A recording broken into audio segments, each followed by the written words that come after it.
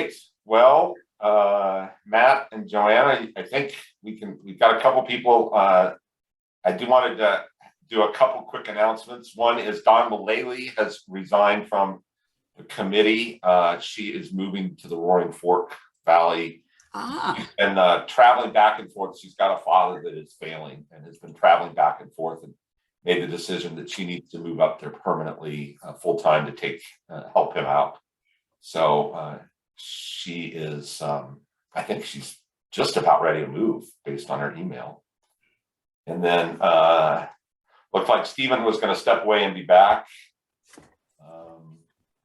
And one other person, I can't now think who it was, said they were going to be jumping on late. So with that, our co-chairs, I think the first thing we're going to do is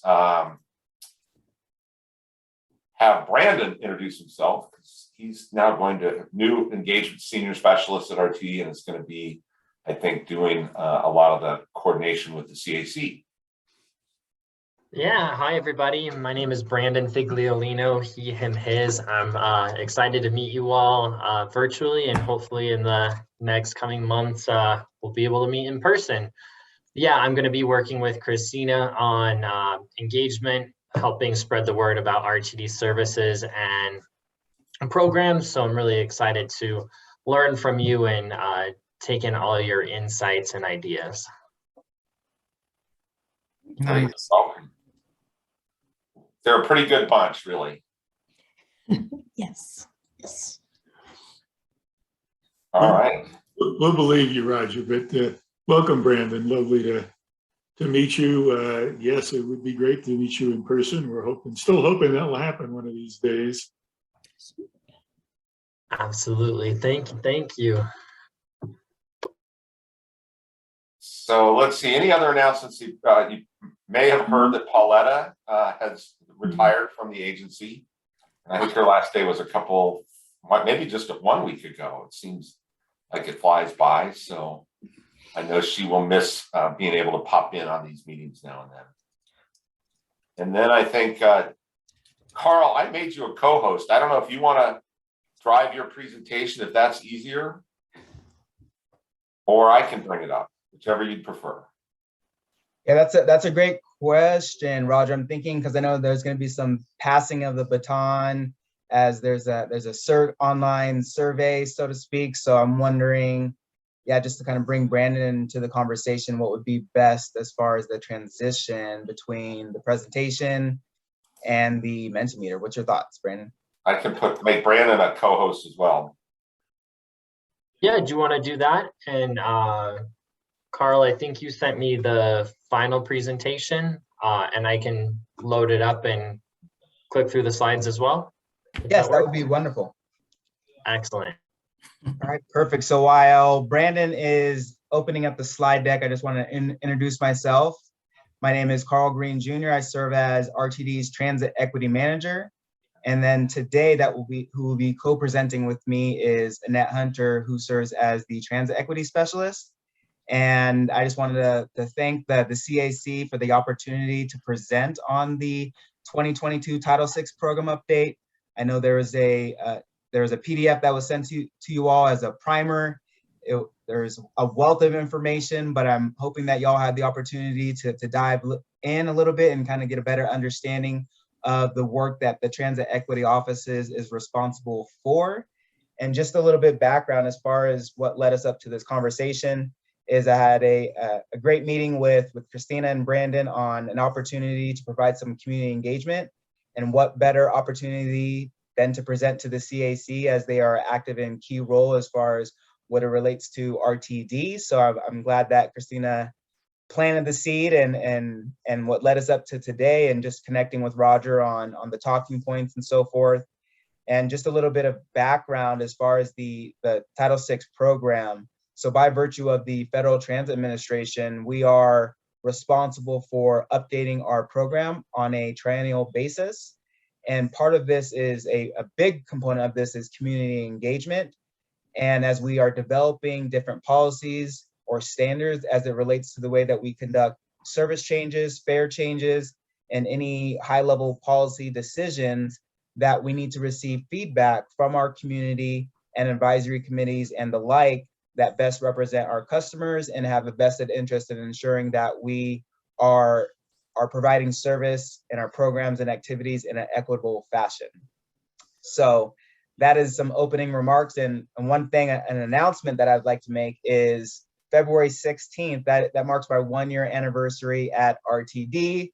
So you can't see me, but I'm doing a little, actually some of you can see me, but I'm doing a little happy dance. Glad to be here at RTD and to be joining a great number of passionate fellow colleagues and employees. So I'm glad to be on the team, and I'm glad that Annette is here as well to collectively push forward the equity component as it relates to our services and programs.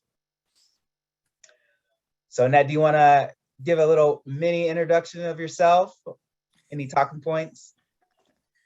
Well, mine will be brief.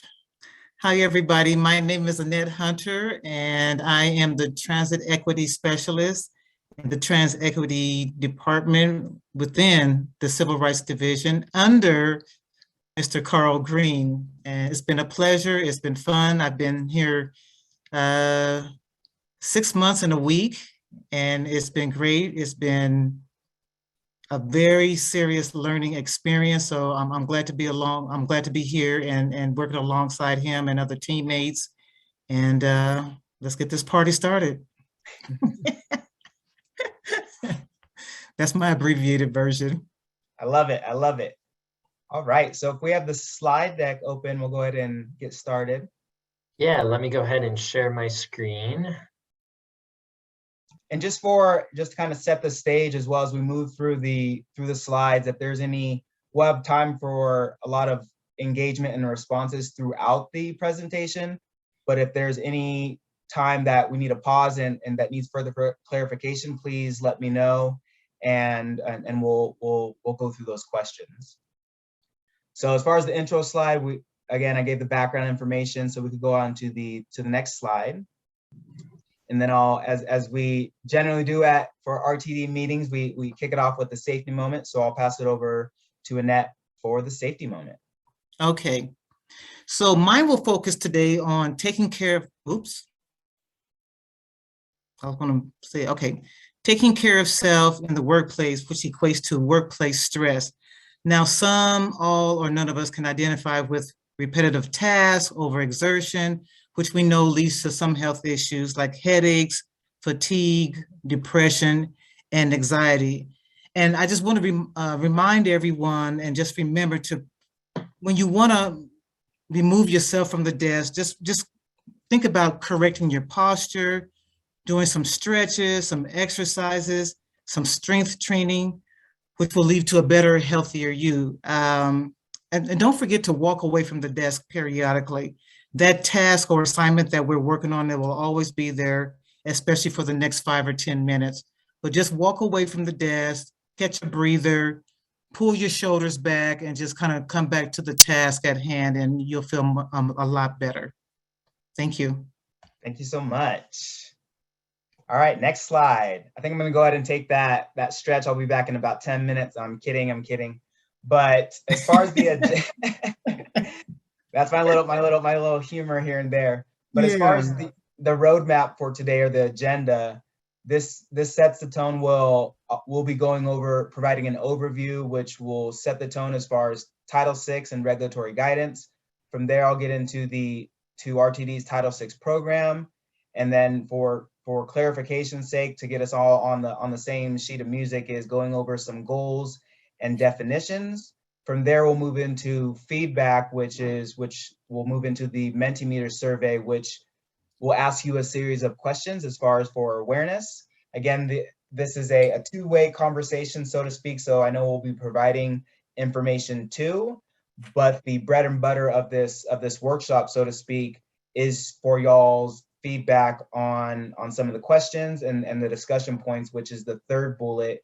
Is we are going to be proposing some policy changes to our Title VI program. So receiving your feedback will allow us to hear what you have to say. And along with that, as we do our broader community engagement, get to a point where we could right size what the next steps should be as far as what our policies should be with respect to some of the proposed policy changes.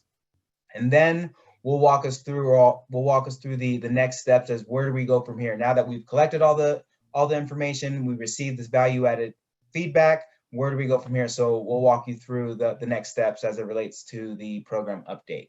Next slide, please. Next slide. Thank you. So I'll kick it over to Annette. Okay. Let me shrink this down a little bit.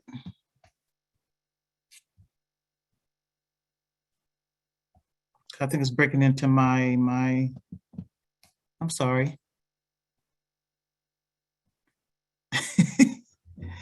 I wanted to shrink this down a little bit. Can we shrink that down? Okay.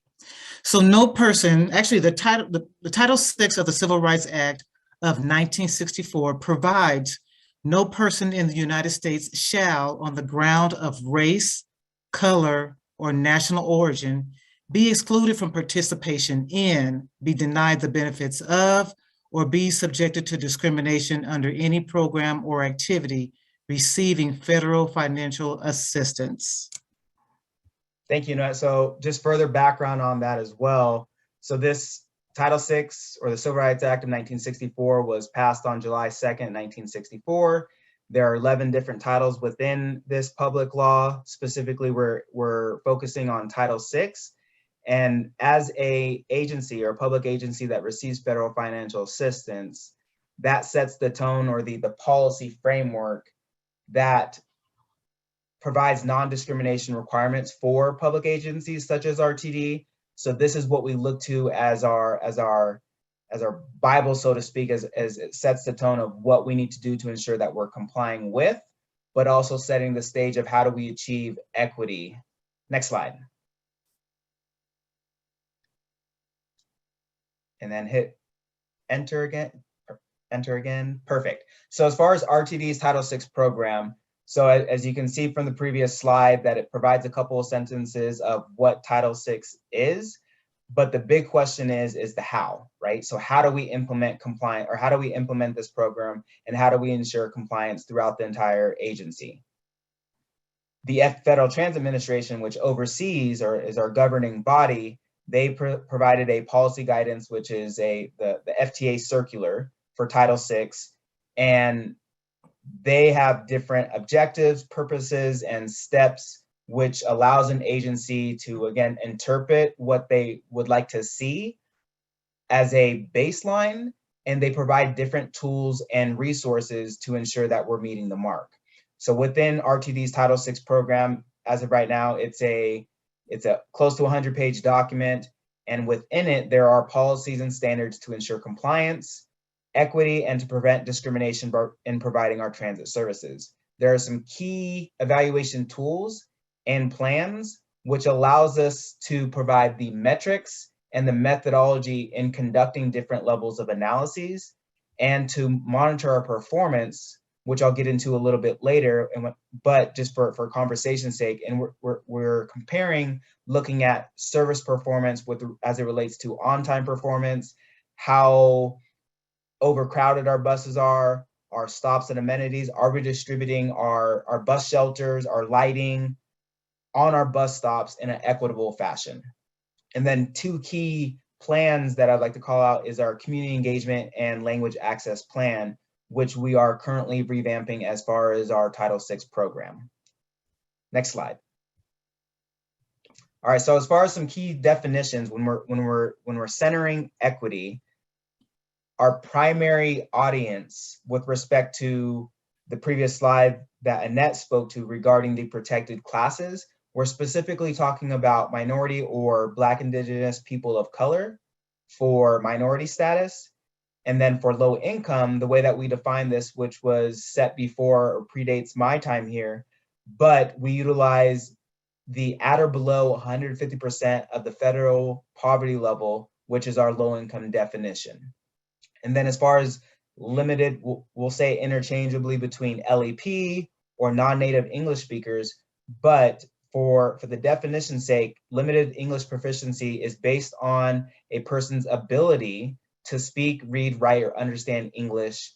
And the US Census Bureau produces a part of the decennial. They have a short and long-term survey where they're surveying the entire population to the best of their ability on whether or not someone can speak, read, or understand English very well. And there's a Likert scale going from not at all to very well. So LEP is considered folks that can speak, read, or understand English less than very well.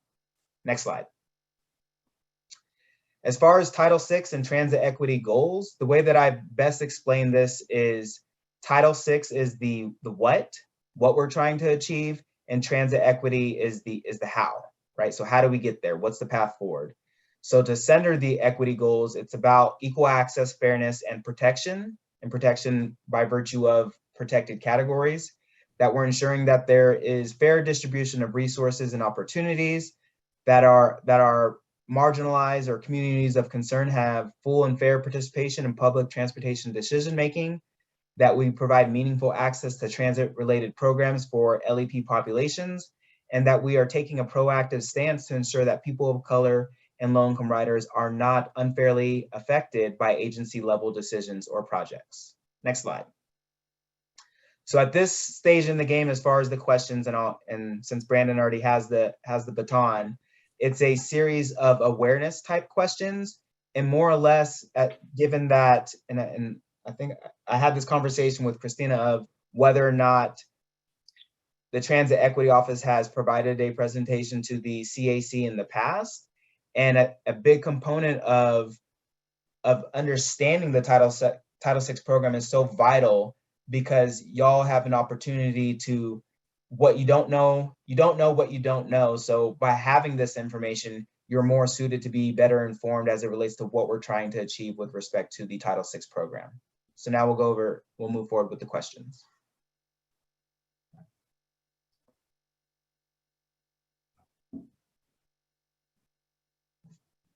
Everyone, any questions at this point? Yeah. Oh, you've got questions for us.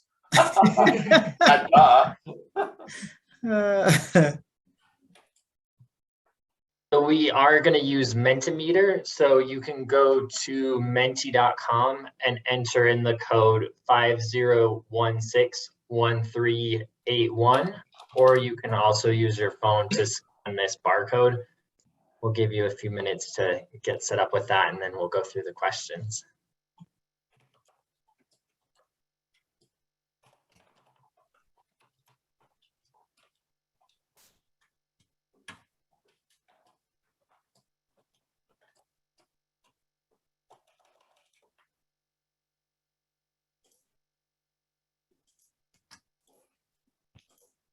Brandon, this is Joe Lammers. The number you just gave is different than the number that was in my email that you sent me. Oh, it might change every time I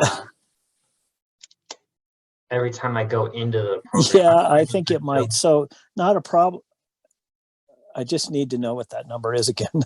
Oh yeah, absolutely. It is 501613. Whoops, hang on. Sorry. Oh no, you're fine. Oh, darn. Okay, I got to the 6. And then the next number is 113. 2. Wait a minute. 561. Okay, I got 561. No, 5016. Yeah, 5016. Yes, I've got that far. And then 1381. That's what I was asking. Yeah.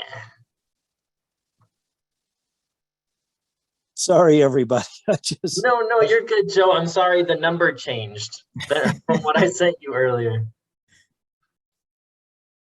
Okay, looks like I'm good. Excellent. Is everyone in? Thank you. Yeah, no worries. And just a heads up, the survey is self-paced, but Annette will be reading out the questions on a tempo, just for heads up. You think we're ready? Are we good? I think we're good, Annette. All righty. Okay. We're going to have fun now. So question number 1. Before receipt of the initial materials, were you aware that RTD had a civil rights Title VI program?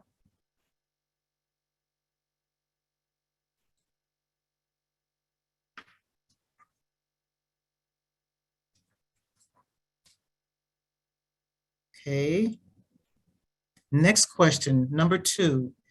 If you were in charge of RTD's service planning, how would you make sure that people of color and low-income populations receive their fair share of benefits from transit investments and service changes?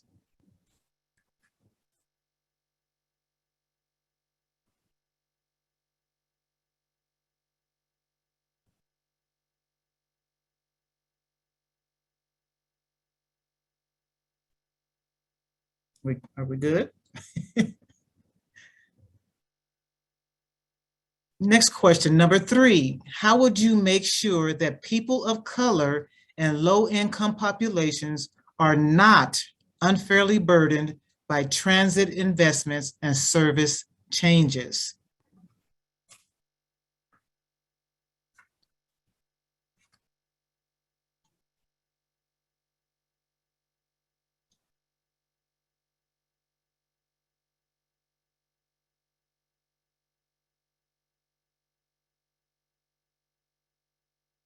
Okay, I believe we're ready. Question number 4. Did you know that RTD performs a service equity analysis for major service changes, whether it's increase or reduction in service?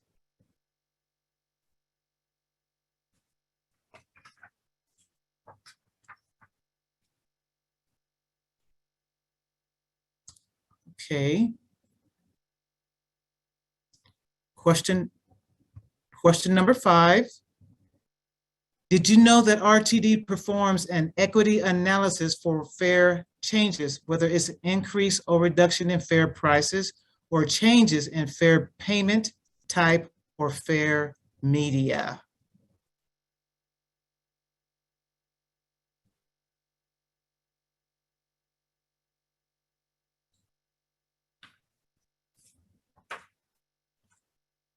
Okay.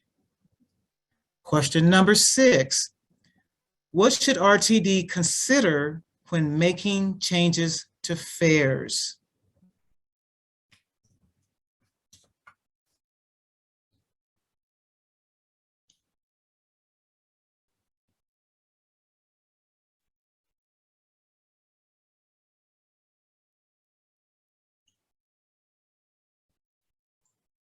Okay, I'm going to go to number 7. If you're not ready, please let me know. Let's hold tight on this one. Okay. Yeah, I was waiting for that part. I'm like, maybe there are none.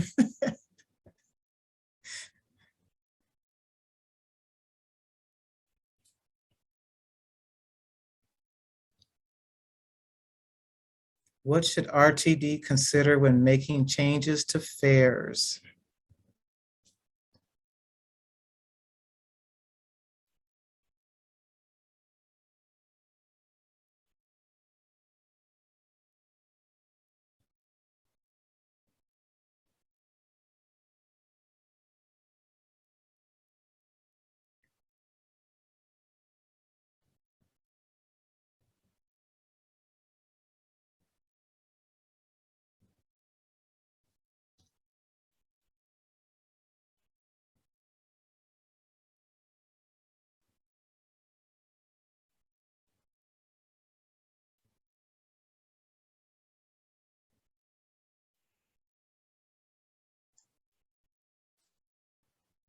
This is some great feedback.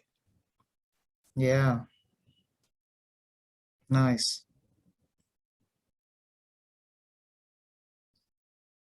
Yeah, this one is especially timely, as some of you all know that we're in the process of our system-wide fare study and equity analysis. So this is great.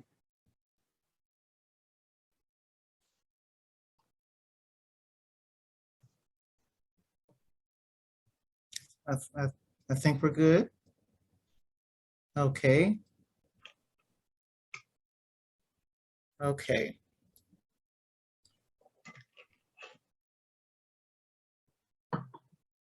Okay. Number 7,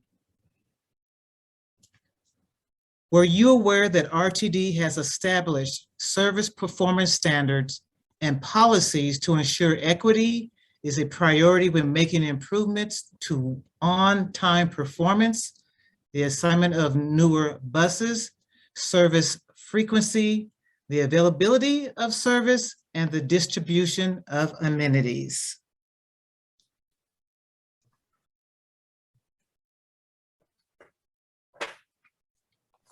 And just for further background on this as well, this is something that we're building out as far as the metrics to each of these different indicators. So the on-time performance, assignment of newer buses, service frequency, availability of service, and distribution of amenities, so that we're definitely working with internal stakeholders of right-sizing the way that we measure and report on this. So we should have this, and I was trying to look at the calendar, but in the middle of March to give a baseline understanding. We've done this in the past, but I made some modifications in a better way as far as to appropriately and accurately assess this reporting or this report. And what this is essentially looking at is the distribution of these types of performance standards and policies as it relates to equity versus non-equity and low income versus higher income and things of that nature.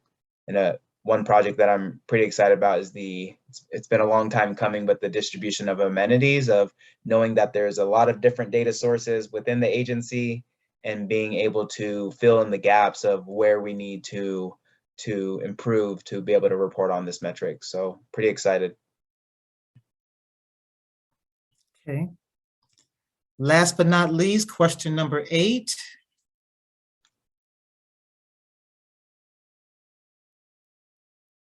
Okay. RTD has recently taken an initiative to update their language access plan to ensure we are providing meaningful access to populations that may not fully understand English. Do you feel this should be a top priority?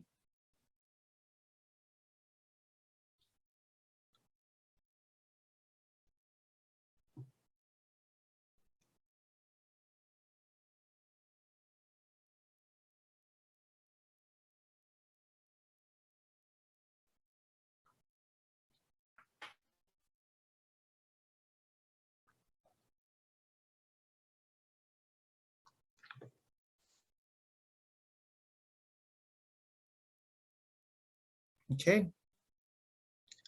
Perfect. So just a little bit of background on before we get into the discussion items, just background on the types of questions that we asked. One was to get a pulse check on whether the CAC has had previous exposure or experience with Title VI and some of the policies and standards and the way that we do our equity analyses and when we do certain level of analyses. So for fare changes and for service changes, as a requirement from the FTA, prior to an agency making a decision to move forward with a major service change and or a fare change, that the equity analysis first needs to be completed, and there's a level of community engagement. And then in addition to that, prior to moving forward, the RTD board of directors must be made aware, consider, and approve of the equity analysis before the agency can move forward. And then just based off of the last question with regards to the language access plan, this is also a requirement as far as providing meaningful access. So there's a pretty extensive 4-factor analysis is what we utilize, but there's an extensive analysis to understand the types of language groups within our service district. And there's 21 different language groups that meet the LEP or the safe harbor threshold. And based off of that, we interviewed and surveyed our RTD staff to know the frequency of contact or where they're more likely to encounter LEP populations. And then in addition to that, getting a better understanding of the difficulty in being able to communicate with LEP customers or non-native English speakers, and then what tools or resources can we provide them to meet the moment of ensuring that we, similar to ADA and accessibility, is the language accessibility component. So by virtue of what's expected of us as a transit agency, that we need to ensure that we're taking into account our vulnerable populations, and specifically LEP populations. And then the other questions, one was related to the fare study, just to get a pulse check, and just by virtue of looking at some of the comments received, it's very timely, and there'll be numerous opportunities to engage as far as the fare study and equity analysis goes, but this was just something that I wanted to pull in as some getting initial understanding from the CAC. So we'll go ahead and move into the discussion. All right, so with the materials that was sent forward last week, and then in addition to that, I know some of you just looking, it may put a smile on my face seeing the responses, knowing that some of y'all were aware that we perform a service equity analysis, and just looking at the differences of the yes, no responses. So for the folks in the no column, or for the folks in the yes, to kind of take a deeper dive in the way that we conduct this analysis, I'll provide an overview with respect to RTD's Title VI service equity policies. So there are 3 specific policies as it relates to service changes. Our first is the major service change policy, which is a 25% increase or decrease in the service hours, annual service hours, of any route that would be in effect for 12 months or more. To measure the impact on Title VI populations, so minority and low-income populations, we have a disparate impact and disproportionate burden policies. I'll stop here for the raised hand by Andrea. I don't understand what that 25% plus or minus in the service hours means. Great, that's a great question, Andrea. So let's say, for example, there was a bus route that had 1,000 annual service hours. So for each service run board or service proposal, if we're making any modifications, and a good example of this is our COVID service reductions, or even thinking about our service changes that we make on 3 times a year, if there is a increase to that 1,000 hours by 25%, or if there's a reduction of that 1,000 annual service hours of 25%, then that would constitute a major service change. So per our Title VI program policy, we conduct a analysis for those major service changes. Okay, thanks. Oh, you're quite welcome. So from there, so that's more or less step 1. And to speak on the disparate impact and disproportionate burden policies, the 2 bullet points gives an overview of what we do and as far as assessing service increases and service decreases. And instead of listing out minority and low-income populations, because they're the exact same policies, but I just framed it as equity populations. So by virtue of these policies, it's stating that for increases, that equity populations receive no less than 10% in comparison to non-equity populations. And non-equity populations are higher income and non-minority status. Whereas on the flip side, for service decreases, equity populations shall receive no more than 10% more compared to non-equity populations. The biggest takeaway here is there's a lot of math and calculations that is behind the scenes, but that we utilize, either we use Excel and also ArcGIS, but instead of getting into the weeds and giving y'all a big briefing or a tutorial on that, I just wanted on the surface level give a baseline understanding of what the policy states and not necessarily the methodology. But at a later time, if folks are interested, I don't mind at all walking folks through that a little bit more. So Carl, if I can ask you a question. Yes, feel free. I assume that even though the policy relates to any individual route that has a 25 plus or minus % change, really the policy or the analysis is done more system-wide. In other words, it may be that on a particular route, for whatever reason, maybe low ridership, maybe some other reason, there isn't nominally a disproportionate impact, but that's made up by increases on other routes that might serve the same people or other equity populations. Is that true? Because I don't see how else you could ever make system-wide changes if this was all done on a route by route basis, as if the current routes were perfect the way they are and didn't have problems, to begin with, which I think some of them probably do. That's a great question, and I believe it's the next slide or the next one. We'll get into that as far as explaining sort of the path of progression as it relates to how we conduct the analysis. And so we'll move to the next slide, and hopefully that'll answer your question as we progress. But to your point, so the current policy is that we examine at the line level and the route level. So to your point, when we have a suite of changes, so whether it's the September, or go back to the next, that slide.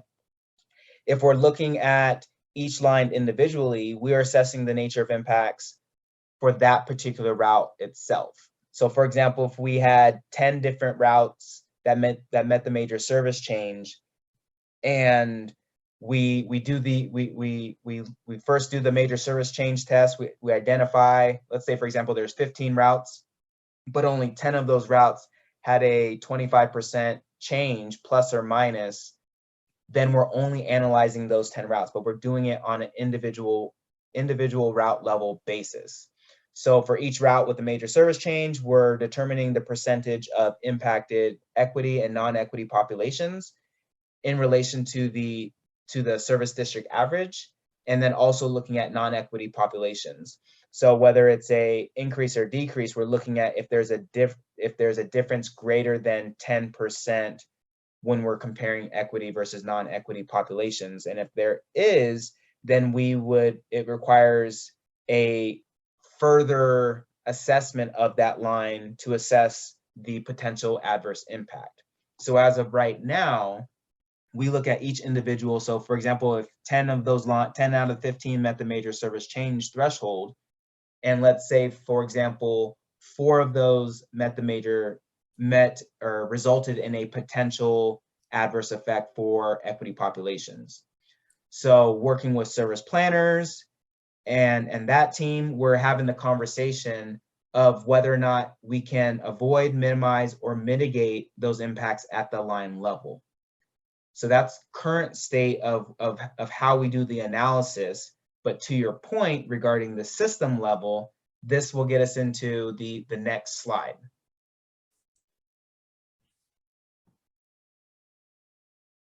So the proposed update, so instead of, if we have a service proposal and we have 10 different routes and it's spread throughout the service district, how do we take a deeper dive and better understanding what's the overall or system-wide perspective of the nature of changes that we're making on a run board by run board basis? So this is something that we implemented at RTD when I came here, was assessing at the quarter level and the network level to take that deeper dive, where if there are a number of more than one changes, how do we look at it from a system perspective of whether or not our service changes are equally or providing more benefit to those populations by virtue of what the FTA expects. And not only that, knowing the agency leadership and folks throughout the agency of wanting to make sure that we are maintaining and sustaining access to our services for Title VI populations, and in addition to that, essential workers, to get them where they need to go. So the proposed update is, given that we did this with the COVID service reduction, this is more of a best practice, so we know we have a better understanding of the types of changes that we're looking to make from a system-wide perspective. So in addition to the route level, we're proposing to be part of our service equity analysis policy is to include that network analysis. Next slide. And then again, the purpose is is to reiterate to understand the large number of service changes that occur at the network level. And it helps us provide a further understanding of the changes to Title VI populations at the aggregate level. Because to your point, Matt, if we're only looking at it from a one-by-one basis, then what does that, is that meeting the spirit of what we're trying to achieve as far as from a system-wide perspective versus or compared to looking at one particular route on a case-by-case basis? So the question, which I'll pass over to Annette, is, should RTD consider adding the network analysis as part of its service equity analysis methodology? and this is opportunity to unmute the mic and answer any questions or just provide your thoughts and feedback. I know I provided some background information, but this is, we would love to hear your feedback on whether this should be part of the update.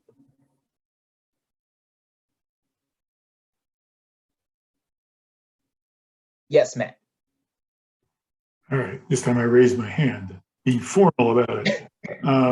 Yeah, I mean, I obviously do think you should look at things in a network basis as much as possible. And I say that because, well, you know, the whole Reimagine study that's going on now may result in some pretty significant system-wide, network-wide changes, where the change to any one route or line just doesn't paint the picture of what's really going on network-wide. And so I think it's that network-wide look. Do you have the analysis, the mathematics right? I'm not quite sure. I'd have to think about that a little bit more. But I think it's the right direction. I do have one question, kind of a two-part question, I guess, which is, how, if at all, in this analysis, do you in the end factor in such kind of real world problems as ridership on a route, the cost per ride, the subsidy per ride on a route, and so on? Now, I am all in favor of providing more service to equity populations and certainly people who are more transit dependent than others. But nonetheless, RTD has to fund their system somehow. And that can be difficult. I mean, RTD doesn't control land use. And so sometimes it's really hard to serve people you want to serve. And so I just wonder how you factor in, after doing the initial analysis, well, wait a minute, yes, it would be better to have some more service here, but there's very low ridership and the subsidy per ride is extremely high. And that means we can't provide service somewhere else that also needs it. And does that factor in, or how do you do that on a network level? Yeah, that's a great question, Matt. With working with service planners, they have service standards, which include some of the components that you're speaking to. And the lane or the swim, I call them the swim lanes or the buckets, where how do we make the best and informed decision on providing service throughout the community within our service district, where it's a balance of some of the components, a majority of the components that you stated, that our service planners are pulling together, or not just service planners, but also our planning department it's a full court press of being able to assess and collecting all the data points that are requisite in order to make an informed decision. As far as the service equity analysis component, it's specifically looking at ridership by using, and I know some folks has put it into the comments during the awareness questions, of it specifically, it's a data-centric approach with utilizing census data. So it's looking at neighborhoods and demographics that looks at it's a quarter of a mile for bus and a half mile for rail. What's the service availability, or who's more likely to be served? So that's one component from the route level and the proposed network level, in addition to the service standards and the considerations from an agency perspective, whether that be the number of operators that we have to provide the service, or even from a financial component, looking at the budget. So all of that is put into, so my component is one slice to the bigger picture or the bigger pie. in order to make that decision. And there was a service equity analysis as part of the system optimization plan. So we can also provide you, if in the event that you would like to look at that a little bit closer, on the results of the service equity analysis for the SOP or the Reimagine RTD. Travis. I wanted to ask a question that's maybe a little bit along Matt's line. So, or like just to help understand a little better, how do you sort of assess like when someone is impacted? So obviously census data shows like where people live, but it doesn't capture other parts of their life, like where they work or, you know, where they go to medical appointments and stuff. Like, how do you sort of try to factor that in? Of there's certain areas that maybe the residential neighborhoods, maybe like a shopping mall is a good example, right? The residential neighborhoods next to it might not necessarily be an area that has impacting different populations, but the people that work at the shopping center could have a very different demographic than like who lives or like shops there and stuff like that. And like, how do you sort of factor in, I guess, those different pieces of like, you know, someone's travel history, if that makes sense? That's a wonderful, and I'm going to echo Danny Fisher's comment. Great question.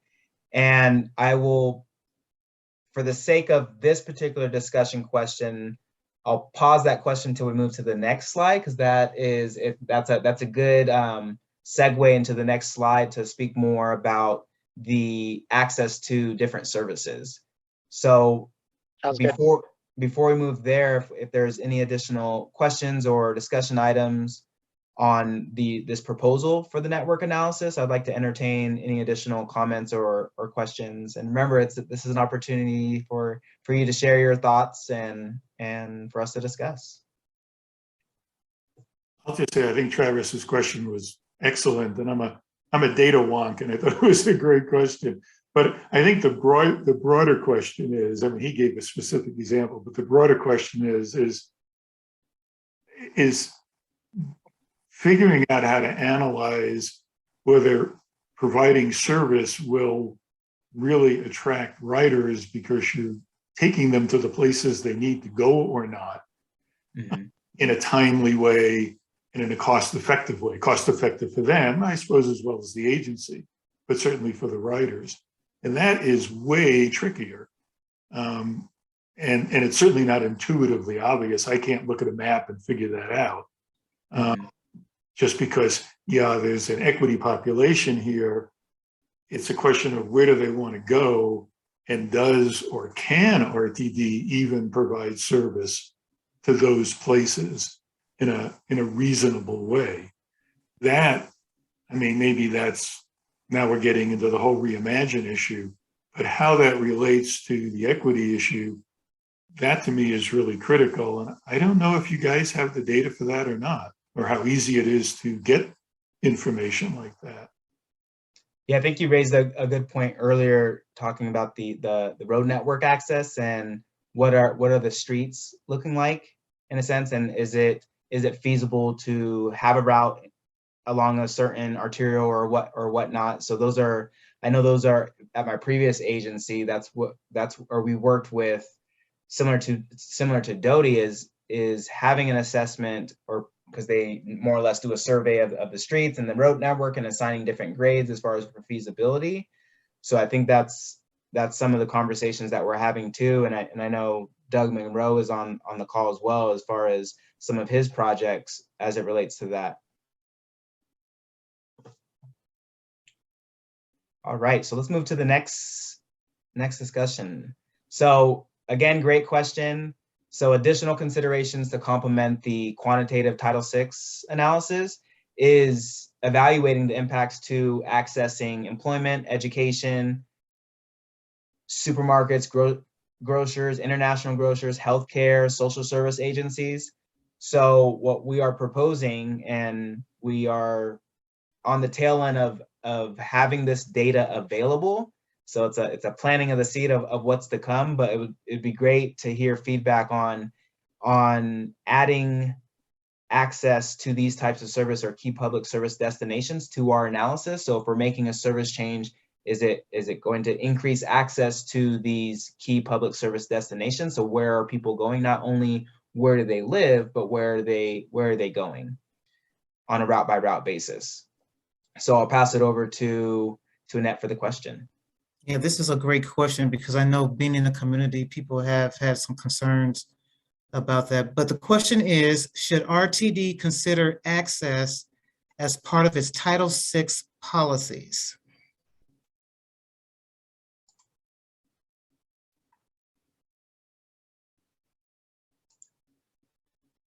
Andrea.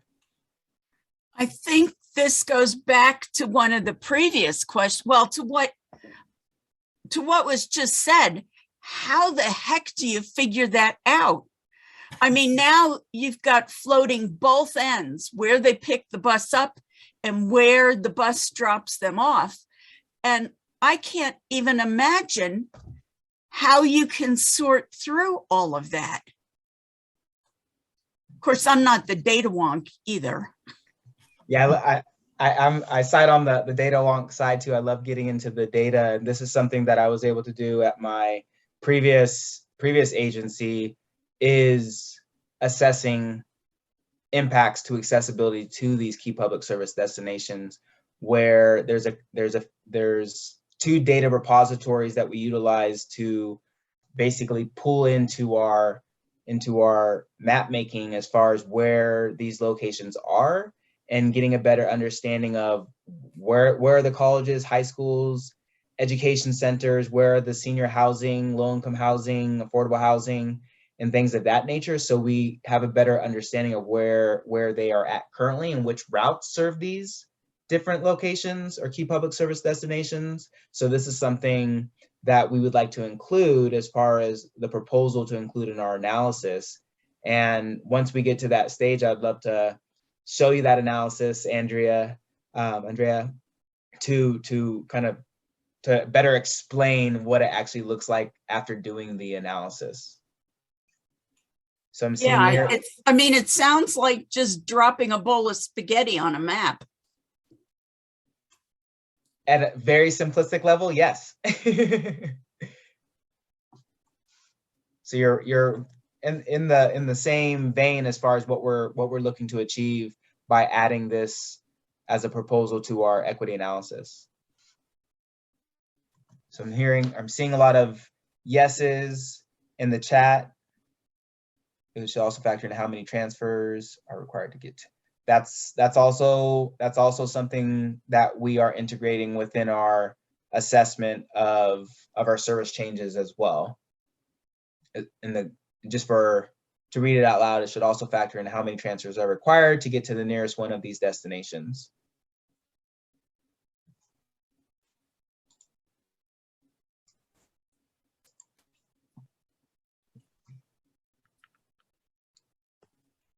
I'd be surprised if this group didn't agree with this pretty wholeheartedly. We've kind of touched on some of this when we were looking at the Reimagine work, and come up with a scheme that serves people better. And essentially the same type of issue came up in that, not surprisingly. I mean, they're obviously overlapping. And then the question is, can you get good enough data? And then in the end, I suppose you also have to see if people will use the service that's provided, if they find it really convenient enough and cost effective enough for them to use it. And that is where things like, how long does it take to get there? Yes, it may be possible for somebody to get from their home to work, but if it takes them 2.5 hours on transit, they may not take it unless they truly have no other choice. That is, I can imagine the data analysis. I think what's a little harder is the behavioral analysis. Yeah, to your point, just thinking about the myriad of different factors and considerations, the totality, right? So you're doing certain levels of analysis, whether it's adding in key service public destinations, and then to your point of how frequent a bus is, and I guess another element that I'm thinking about is our service performance monitoring and being able to better understand where's the equity comparison with regards to how like, on-time performance for certain buses compared to equity lines versus non-equity lines, or just in total or in general, how are we assessing this to your points that you just raised? Danny. Hey, I usually share more thoughts than I have on this call. I'm just processing a lot of stuff right now. One thing, I support everything I think since Travis's comment a little bit ago. It's been an interesting conversation. I think with this, when I think about equity, which is, I'm just excited that that's all of this is happening. I think that it will only go so far if it doesn't bring in qualitative analysis as well. I feel like this is the kind of a set of issues and the complexity of all of this that kind of necessitates a quantitative and qualitative combined approach that can complement each other. And maybe that is happening, but so far it seems like it's really heavy on quantitative. And so I think that gets at, I think so much about the experience of transit and how would we find out? I think Matt a little bit ago said, like, would people really do it? If people have to, it doesn't mean that it's easy or equitable. Some people do have to, so they make it work. And I've been in that position before. And it doesn't mean that it's really working. It means it is like possible, but I want it to be good. And so that's where I am right now. I'm still processing a lot of the other stuff though. No, I appreciate that, Danny. And as you're processing, if you, in the event that you want to reach out, I'd love to follow up with you. And you took the words out of my mouth as far as within the equity analysis, whether it's a service change or a fare change, as equally, or if not more important. So it's very data centric, but the community engagement portion of it is a very vital and very important to the way that we conduct our equity analysis. I know that Team RTD, as far as Christina leading the community as the community engagement manager, and even with Brandon and just thinking about as we're ramping up the number of teammates that we have in the transit equity office, how do we partner? And we've been having some ongoing conversations of how do we right size this in a way to bring in that component. I know we've been doing an excellent job. And in addition to that, I would love to ramp up what we're doing with regards to equity populations, specifically as we build out our public participation plan that falls under the Title VI component. But then in addition to that, as we're updating our language access plan, non-native English speakers is also a vital component to this conversation and discussion. So I appreciate what you shared regarding the qualitative nature to build upon what we're currently doing. Thank you. Stephen.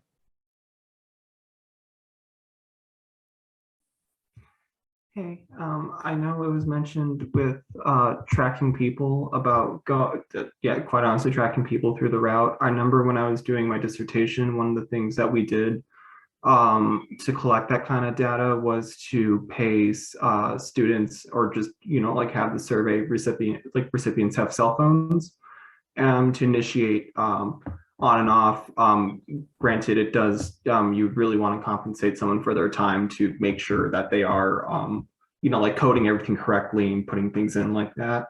One way I've also seen that kind of like trip analysis be done is, I know I've noticed taking the light rail, at least, that you're supposed to tap in and tap out for certain cards and transactions. I know you can probably, my apologies for coming in a little bit late, you may have touched on this, is to track how, that card number individually, especially people who own like cards, to see where they're going, like what kind of transfers they're doing.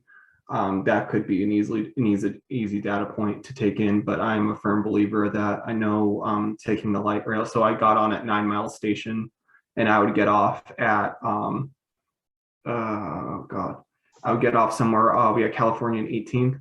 for what I was doing for a lot of my jobs, but like a lot of the stuff that I did. But I know like a lot of these having access to like the high schools, to grocery stores, a lot of these stations aren't. They're not really there. They're just mostly attached to office buildings. They're not really there for the ability. So yeah, I think it's a really big part of access. I appreciate those comments, and no worries on coming in late. You're right on time. And I think just to your point regarding your dissertation and the types of data that can help better inform us. And I know just from a on-off perspective, our fleet is retrofitted with the APC, or automatic passenger counters, which allows us to understand who's getting on our system from that perspective. But I think to your point, and I know some transit agencies have done this by virtue of particular fare media, of being able to better assess where people are getting on and where they're going, in a sense.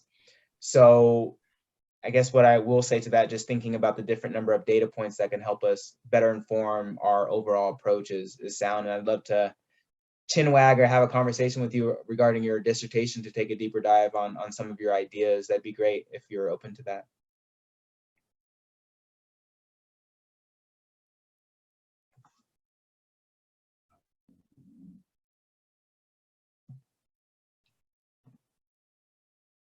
All right, so looking at the next question, or the next slide.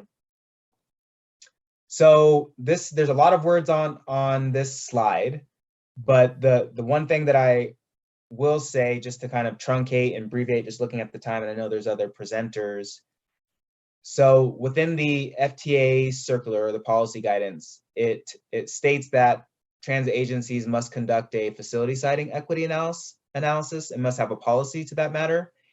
And this policy, or the policy and the analysis that's involved by virtue of what is stated, is that prior to selecting a preferred site, so whether we are going to build or acquire property for a operations base, a maintenance base, things of that nature, that we need to conduct an analysis that shows that we did not base our decision off of race, color, and national origin. So more or less, before the decision is made, we must conduct the analysis as part of that. So we're looking at cumulative effects, where we're looking at census data, again here to look at the demographics around that particular facility or that potential site. We're comparing what the intended use, so looking at zoning, is it industrial, is it commercial, is it residential? And we're taking a look at, are there any potential implications as far as displacements for residences or businesses? And we are currently doing this right now for Northwest Rail, where we're looking at a couple of different properties where we are proceeding with this facility siting equity analysis. And so that's what we're currently doing now. And by virtue of that last, before the question goes, if there are any disparate impacts on that, from cumulative impacts as part of this analysis, the agency must move forward with the least discriminatory alternative prior to implementation. So again, it's lots of words on the page, but the biggest takeaway here, that it is a policy that is required of us. And I'll just pass it over to the question, just to kind of hear more or less y'all's thoughts, if any, on the subject. Okay, when completing a facility siting equity analysis, what else should RTD consider? And just as of right now, we look at demographics, so equity populations around that site. We're looking at the current use of that area or that location. We're looking at if there's any displacement of businesses or properties, and it's the totality of all those together of whether or not there would be a potential impact. So in addition to that, what's y'all's thoughts on what else we should consider as part of our analysis?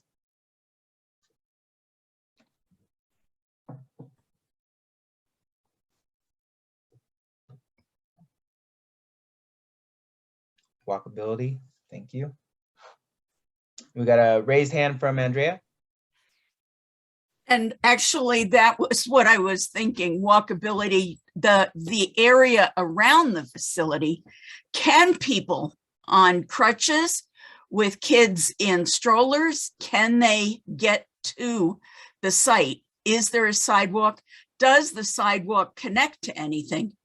I mean, I've seen sidewalks that are basically 40 feet long and there's nothing at either end but mud. So all of that needs to be considered. Valid points. Thank you. Thank you. And I see that Jim mentioned that. I assume this effort on Northwest Rail, for example, is part of the cumulative impacts and EJ analyses. So we're currently doing, or in the process of the Northwest Rail planning and environmental linkages study.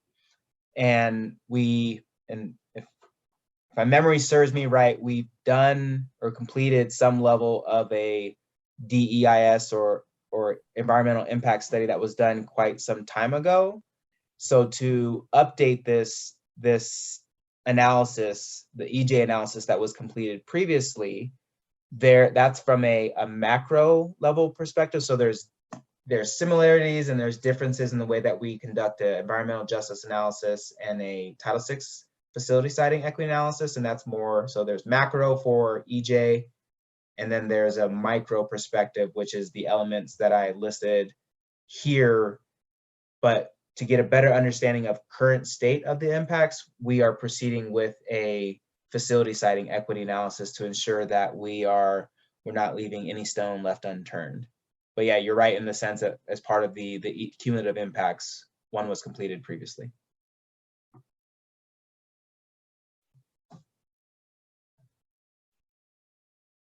And again, as far as our selection of different areas for the Northwest Rail component for the maintenance of way facility, and it could be used for other purposes, is that there's a criteria that they have as far as the space or the number of area or square footage and things of that nature that's baked into it. The Title VI analysis is part of that matrix or that criteria to make that informed decision of overall feasibility of proceeding or selecting that preferred site. All right, so it's 4:10, so I'll move on to the next slide. This is the last slide here. So just to give next steps. So thank you all for your feedback. And the next steps for this is we'll provide a summary report. I know both Annette and Brandon were taking some great notes. So we'll provide a report out. Why are you laughing? Because you know I'm a serious note taker. Yes, yes. But just to close the loop with y'all, we'll provide a summary report and provide to you all. And we're also creating a survey that we'll be providing to the community. So it's another opportunity for y'all, for the CAC to distribute the survey to y'all's contacts. That would be greatly appreciated, and we'll make sure we'll connect with Roger.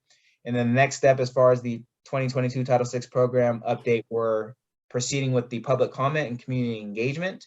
So making sure that we receive a lot of feedback to help inform our program update. From there, we will draft the final report, March through April of 2022. We'll present it to the board in either April or May. It'll most likely be May as far as them adopting the program update. And then from there, we'll submit to the Federal Transit Administration by May 31st of 2022. And where the real work begins is the implementation. So once we hit the submit to the FTA and it was approved by the board, for that next 3 years will be an implementation phase of implementing the program. And then from there, it's already a 3-year cycle of making sure that we look ahead to the next program update in 2025.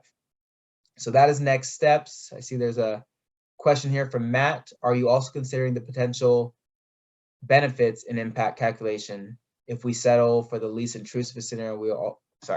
If we will settle for the least intrusive scenario, we will also limit our ability to provide transit in dense walkable neighborhoods. So I will, yes, to answer your question, I definitely want to, I'm going to copy and paste this question for my purposes, so we can follow up on that specific question, because I think it's a valid point and something that we'll bake into as far as our follow-up, but as part of our program update for this particular policy. So I appreciate that comment and that question. All right, so looking at the tail end, this is the last slide here. So if there are any questions, we'll go ahead and pass it over to the next presenter. Again, thank you all for your participation, value-added feedback. Thank you for the time and the space to be able to provide this presentation, and we will connect soon. Hey, thanks, Carl. Thank you very much. Thanks to you and your team. It was a really good presentation, and the background material you provided was great too. We look forward to seeing you again. This is important stuff. Yes, we'll stay engaged. Thank you so much. Yeah. And this presentation will be posted in the Dropbox here in a few minutes if you all want an opportunity to go back and look at it. Thank you. Thank you, Carl. Thank you.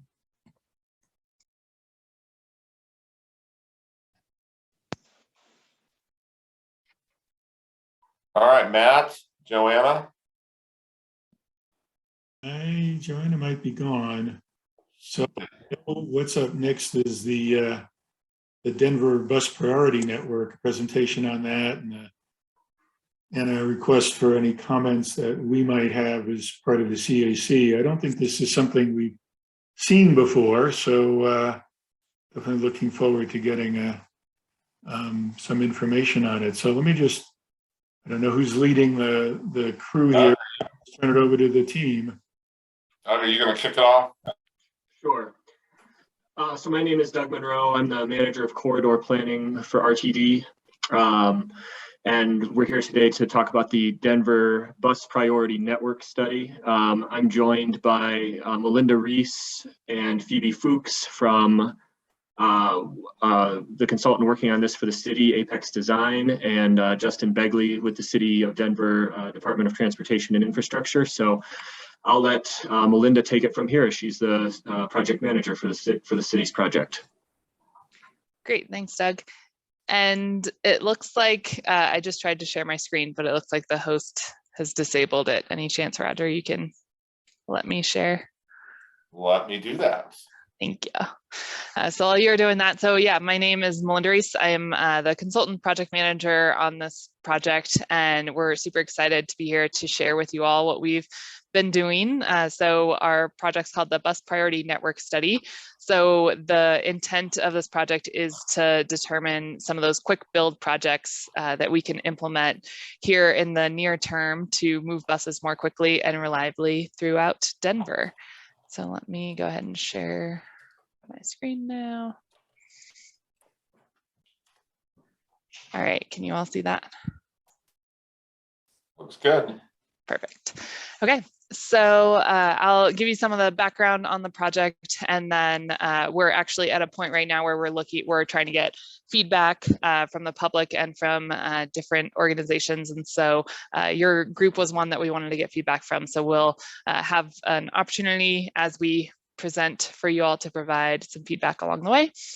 And yeah, so let me kick it off. So we are working really closely in tandem with, you may have heard about the Denver Moves Transit project that's looking at the longer term vision of bus rapid transit in Denver. And so this study is working really closely in tandem with that as we're looking at more of those quick win projects. And also we plan to, as RTD Reimagine starts to, we start to have recommendations coming out of that. We're planning to coordinate with them as well. But we are looking at identifying what the problem is in Denver. So starting with looking at bus speeds is one of the metrics that we are looking at. So what are the average bus speeds in Denver? Where are bus speeds slowest in Denver? So as we went through the existing conditions analysis, we developed some of these maps to share what we found. And so you can see here, the lighter colors are lower speeds in Denver, and the darker colors are higher higher speeds. And so generally speaking, we're using fall 2019 data in this study, trying to get that pre-COVID data. We do also have data from during COVID, so we can understand which corridors, where ridership was maintained during COVID, so that we can also take that into account as we're prioritizing things. But generally speaking, for the delay data and the speed data, we're looking at fall 2019. And so generally speaking, you can see in downtown, we're seeing some of the lower speeds throughout the city. And then bus delay is the next metric that we're looking at. So wanting to understand what the sources of bus delay are and where buses are experiencing delay and where that delay is impacting the most riders in Denver.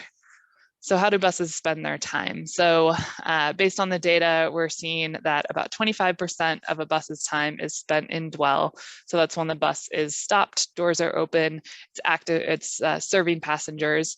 And then once those doors are closed, then we see about 47% of the time the bus is actually traveling in free flow travel, but about 28% of the time the bus is in congestion, and so it is being delayed while moving. So we are focusing on not only improving the locations where we're seeing buses traveling in congestion, but also how can we shorten some of those dwell times? Are there ways that we can make boardings and alightings more efficient so that we can get some speed efficiencies there as well?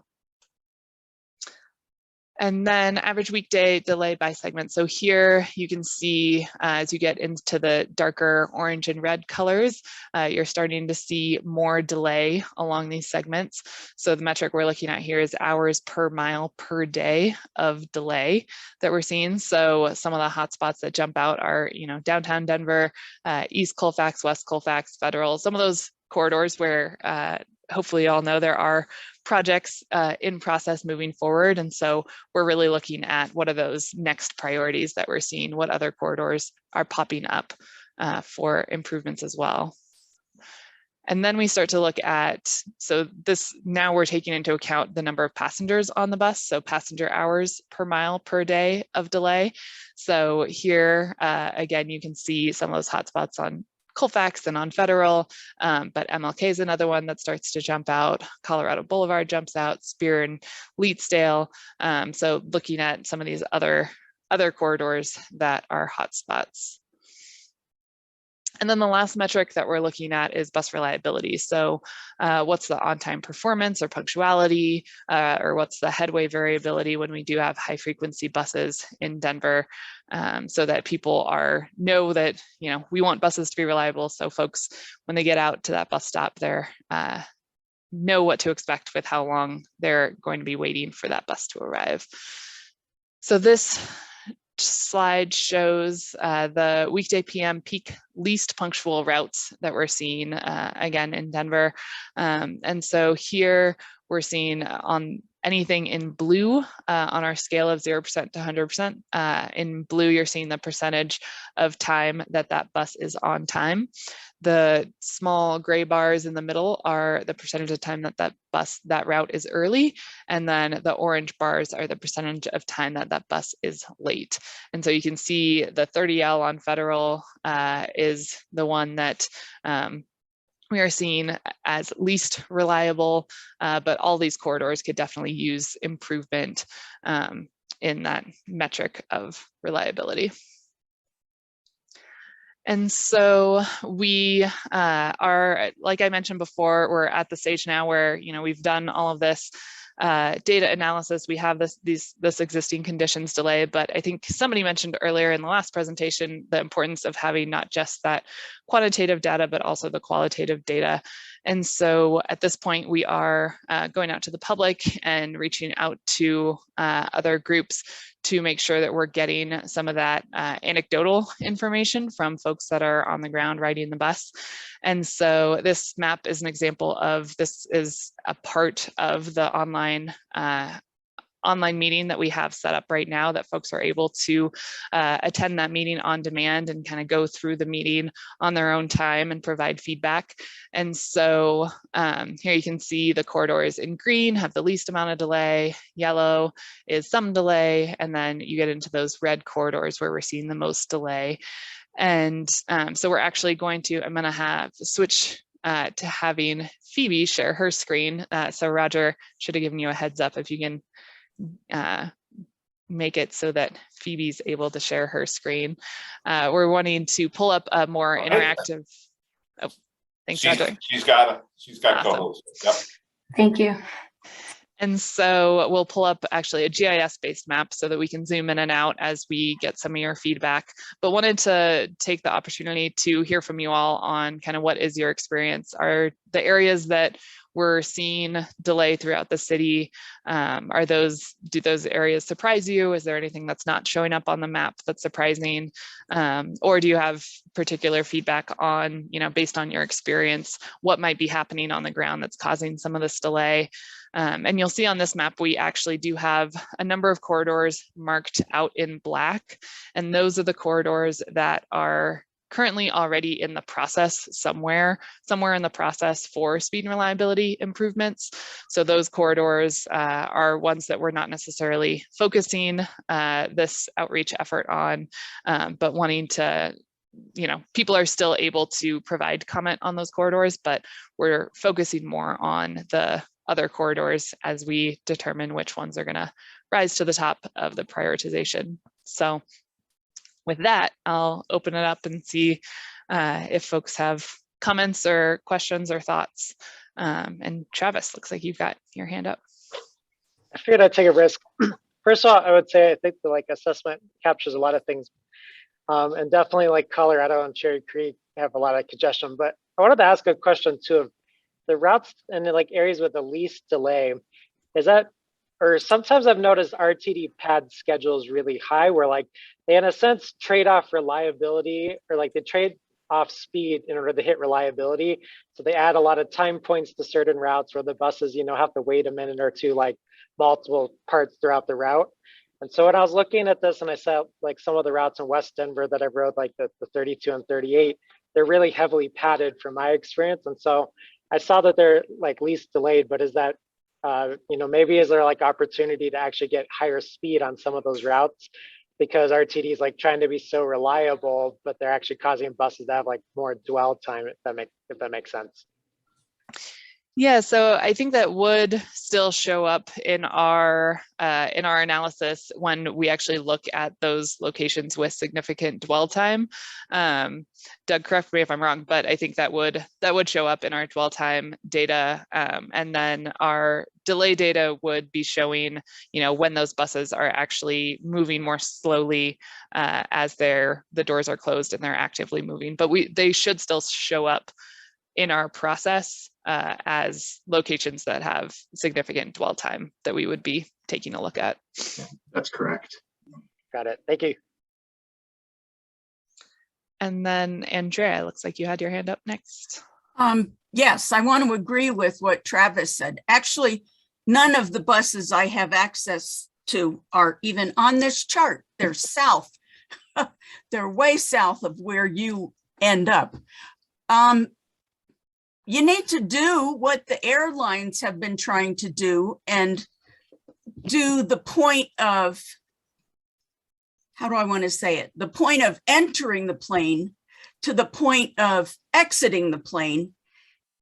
And they've padded both ends so that they can give themselves more on-time statistics.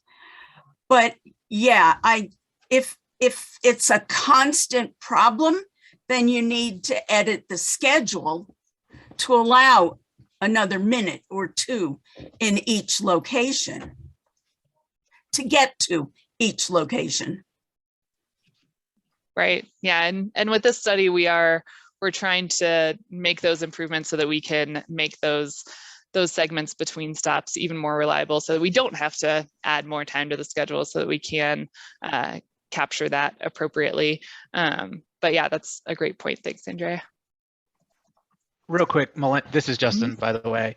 Should we briefly touch on the, like in 2 minutes, like the toolkit of treatments we're talking about? Like, so, you know, and a measure of reliability is consistency as well, right? So even with padded schedules, heavy congestion in certain parts of the day is going to require more than you can control with just schedule modifications. And that is, you know, once we prioritize these corridors, you know, the city wants to go in coordination with RTD and improve these and give preference to bus in many places based on where that congestion exists.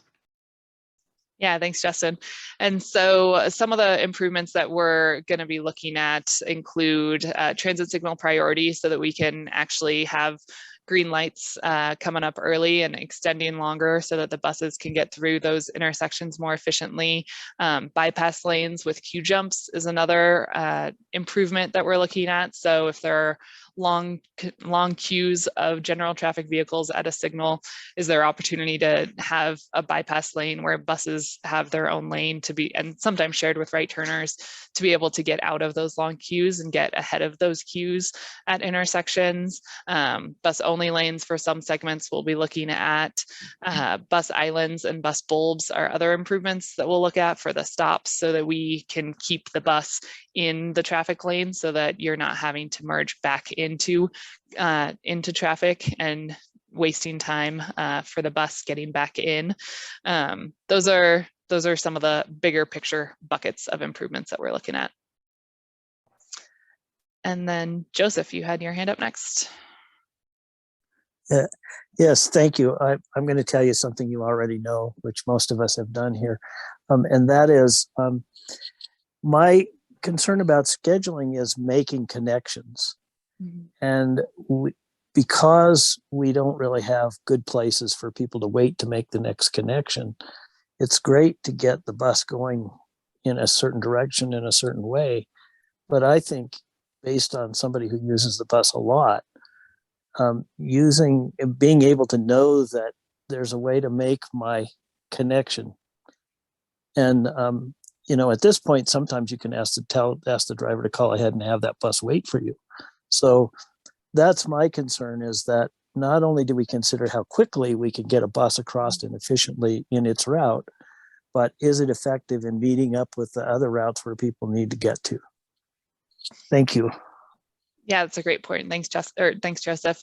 And I think that also ties into that reliability piece of, you know, as we are getting those buses out of congestion and allowing them to flow more efficiently, we're also allowing them to be more reliable so that you can count on them getting to the stop when you expect them to, so that you can count on being able to get to that transfer. So that's a great point.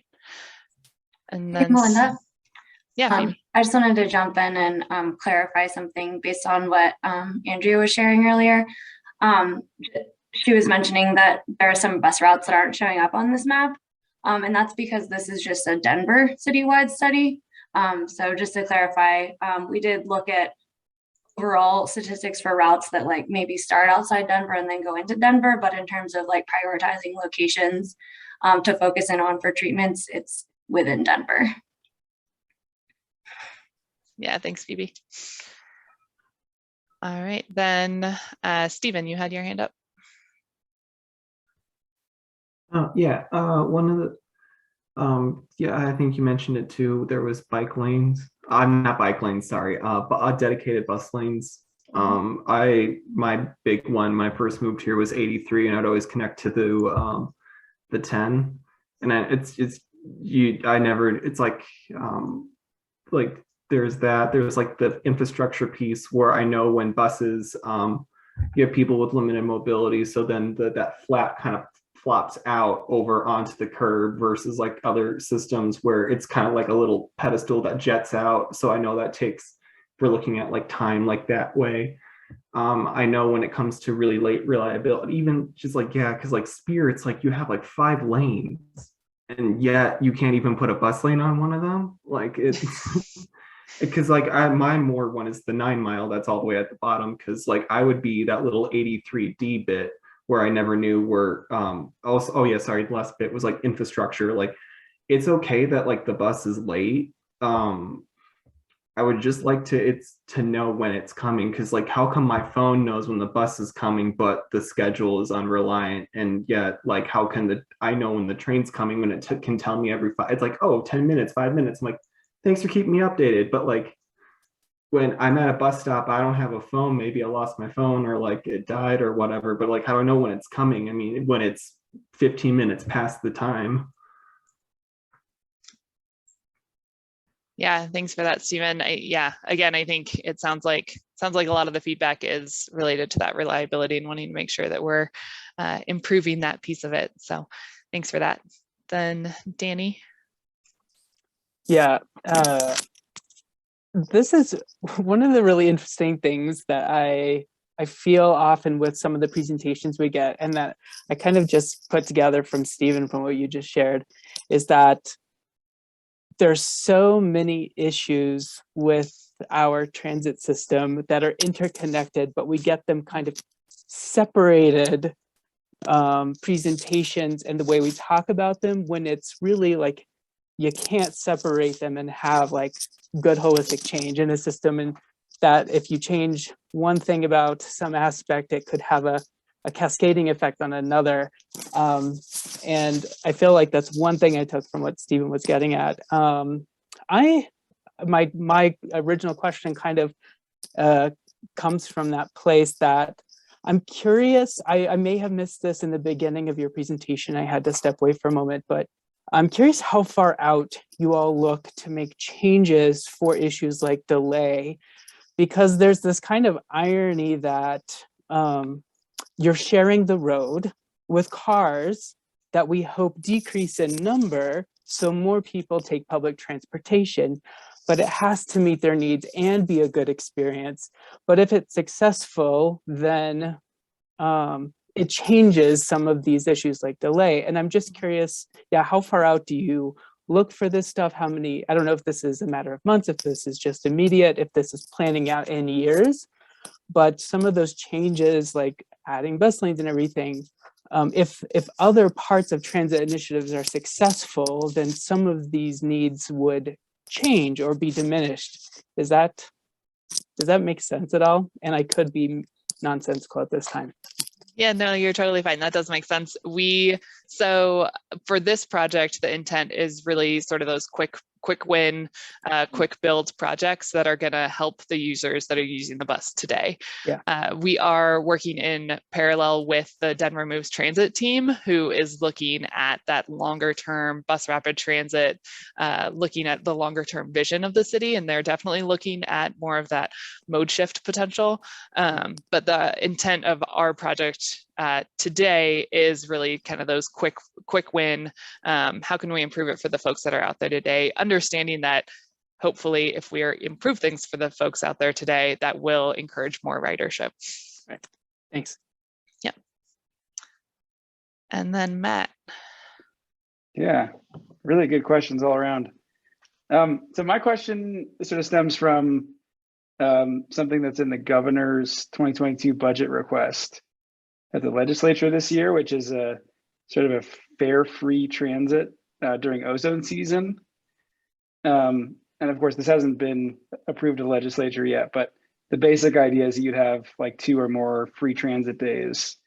And so I'm just curious, like, to hear sort of what impact do you think that would have on delays if we had, so, both front and rear door boarding and, less time to collect fares and that sort of thing. And have you looked at that? So. Yeah, so that's not necessarily something we're looking at specifically on this project, but we, off-board for those sort of more big picture efficiencies with boarding and alighting, like off-board fare collection, are definitely things that we're considering as we come up with recommendations. But a lot of those changes would need to happen at a at a more broad scale than kind of the focused improvements that we're looking at here. But yeah, I mean, if that were to be implemented, in theory, that would reduce a lot of the delay that we're seeing from buses sitting in congestion on those days, if you actually are encouraging more ridership. But yeah, then we would need need to have some efficiencies with getting folks on and off the bus for sure. I don't know, Doug or Justin, if you have anything to add to that response. Nothing else from me. It is, we are looking at the proposal from the governor and seeing, you know, how that might be implemented. And I think we would expect that there is some benefit from it, but I think that's a little bit separate from this effort that the city's working on. Yeah, there are definitely some policy changes that can be made to improve the how rapid a bus can get through its route, and how reliable it is to complement the infrastructure that is kind of the focus of this map. All right, then Matt Applebaum. Yeah, since the other Matt raised it, and I get that you're not focusing on this right now, you're kind of looking at these infrastructure issues, but while you're collecting data, I think it would be great if you could get a better handle on kind of the non-infrastructure ways that you could speed things up, and make the system easier to use. On the easier side, it's, you know, places to be, bus stops, and signs that tell you when the next bus is coming and so on. But on the other point, even if we do not permanently have free fares, which I doubt we'll have, it's what if we join kind of the rest of the modern world and you know, fare cards is the way you get on and off things, and you don't have to deal with money anymore. You use a card or your phone or whatever it may be. And I don't know how much that would save, but if that would save 10% and infrastructure changes save 10%, well, one of them is a heck of a lot cheaper than the other, and potentially a lot easier to implement than the other. And it just seems like we just go, I don't know, we sometimes do the hard things because the simple ones are, I don't know, they're scary or we haven't done them before. But, so again, I get that that's not the focus of this particular project, and that's fine. I guess all I'm asking is, since you're doing a lot of data collection, a lot of analysis, and a lot of interesting work on what slows buses down, if you could also kind of collect information on that and how that might help, I think that would be very useful to RTD, something I mean, I think our group would champion as potentially doing a broader system-wide change in the long run. And, you know, I don't frequent these routes, but they don't let me out of Boulder very often. But, you know, I take the airport bus all the time. The airport bus spends an insane amount of its time collecting fares from people. It's a total waste of time. So we build very expensive highways and ways to get the bus around. I could speed up that bus by 10 minutes simply by doing away with fares. And that would not cost a whole lot of money to do. So that may not be a prototypical example, but it's one that I see all the time. So yeah, any insight you'd have from that for this program, please collect that and pass it on. Mm-hmm. Yeah, I know as we were doing some of the data collection, I know we were asking RTD for some information on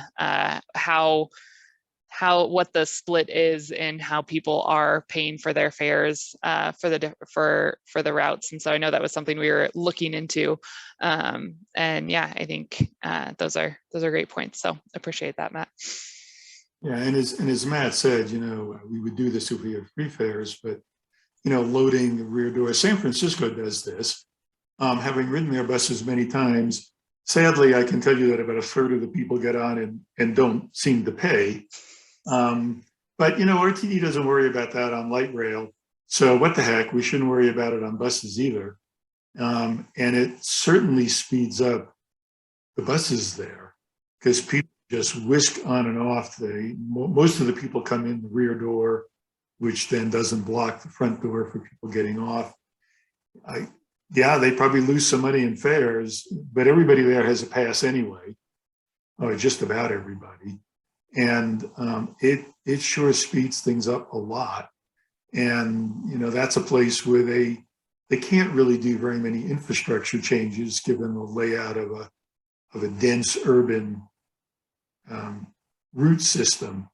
And so they have this other mechanism, which at least to me appears to work as just a kind of a dumb writer and observer. But it'd be great to get a sense of how well it works. Mm-hmm. Yeah. Yeah, I appreciate those thoughts, Matt. And so we do just have a few minutes left in our allotted time. And so I'm going to have us move on to the next activity we're going to do. And I saw earlier you all were doing a Mentimeter activity. So glad to know that you all are familiar with this. So we were going to pull up another Mentimeter to talk about a couple of trade-offs.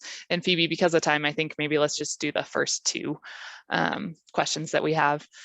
And so here, as we start to identify the locations where we are proposing improvements, obviously there's trade-offs. We all wish we had all the money in the world to improve every single route, but unfortunately we know that that's not the reality we live in. And so we do have to make trade-offs as we make decisions on where to make these improvements. And so the first question is, so if it were up to you, would you choose to prioritize projects that will improve travel time and reliability on RTD bus routes that have moderate delay, but a large number of transit riders, or significant delay, but not quite as many riders that would be impacted by those improvements? And so if I think you all know this from doing this earlier, but if you go to menti.com, then the code to plug in is 94025689, and then you can participate.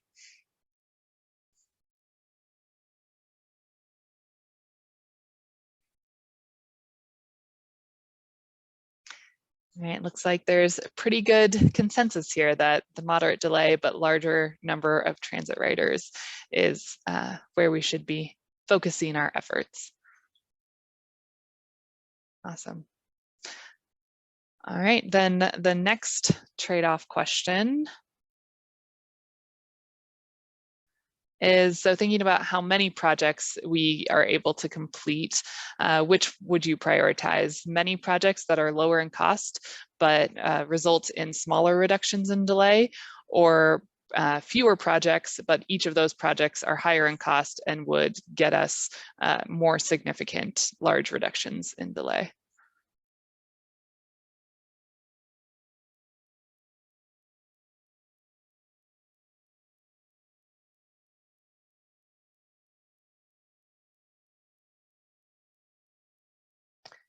All right, looks like generally quite a bit of consensus here as well. I'm curious if anyone wants to share, since on this one we did get some different answers, if anyone wants to share their sort of thoughts on why they voted the way they did.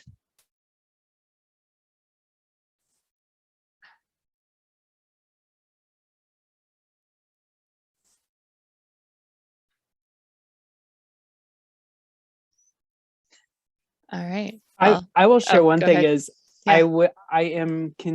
I'm curious. I don't know, to be honest, what exactly anyone else is thinking by large or small reductions. Also, like that could mean different things to us. But I think I picked the large reductions partly because I'm curious to see what is possible in a big way.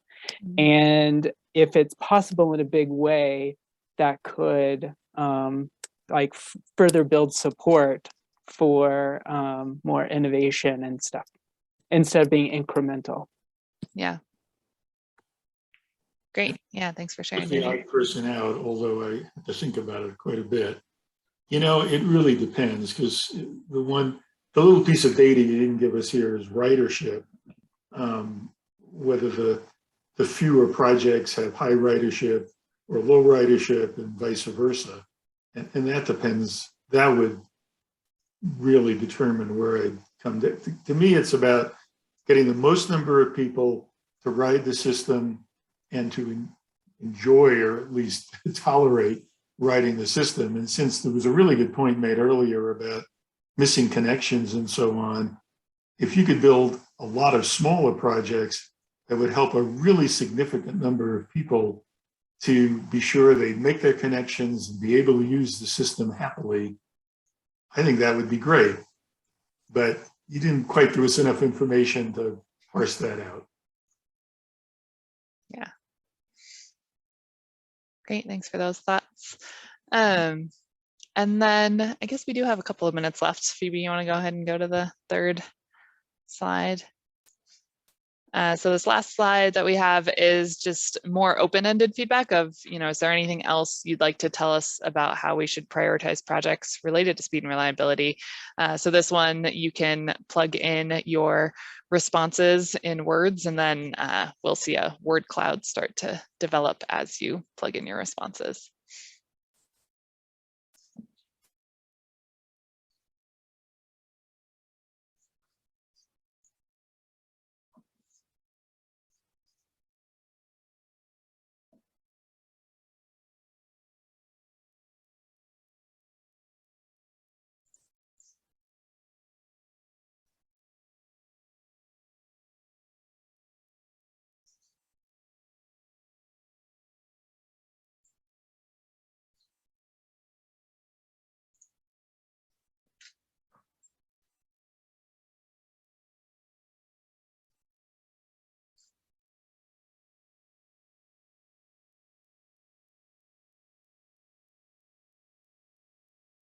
So yeah, equity is definitely one of the factors we're going to take into account as we get into prioritization.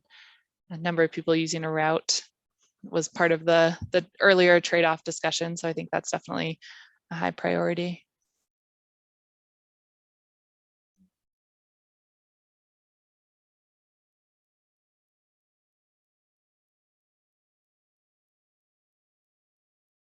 Yeah, and appreciate all the feedback on transfers. I think those have all been really good points throughout the conversation.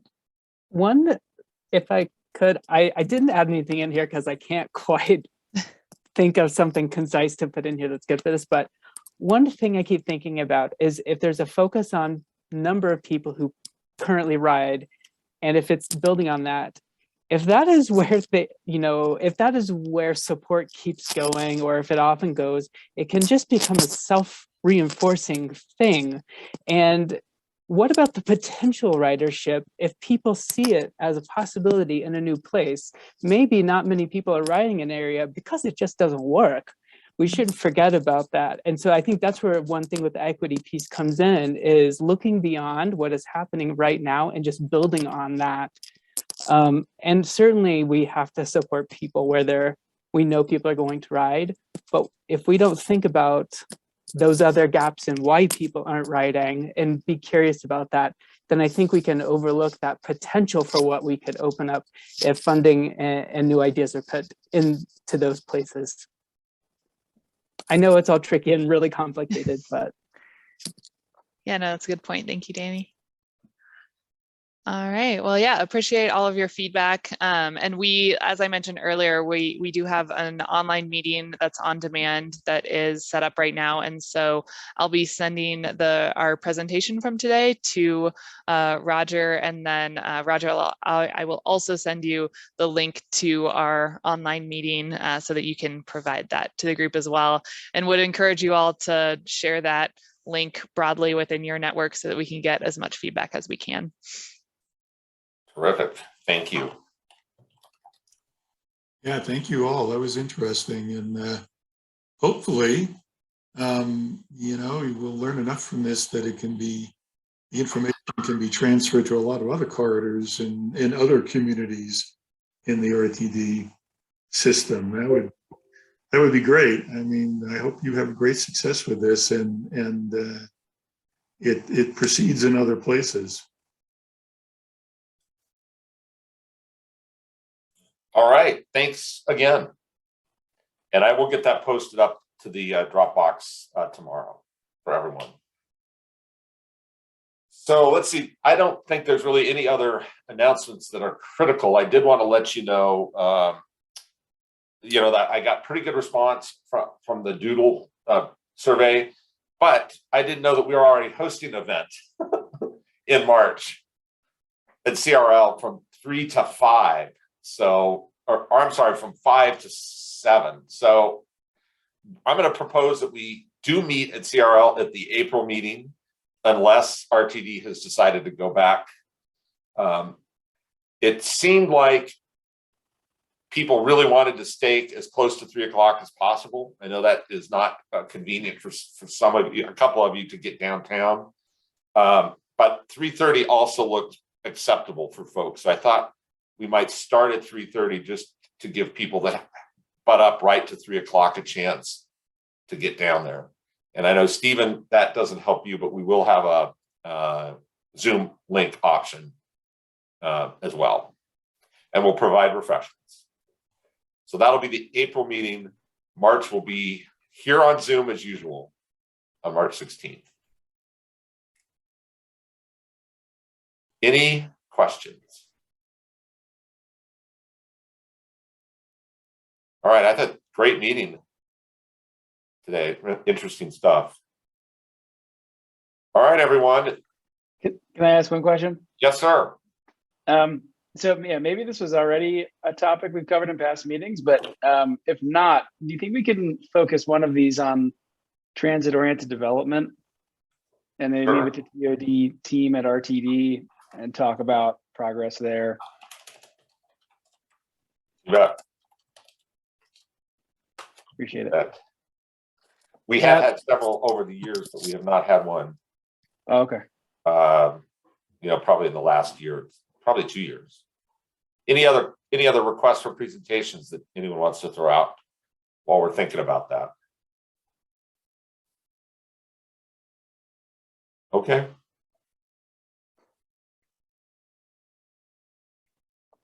Yes, Brandon, I thought I sent that to you already.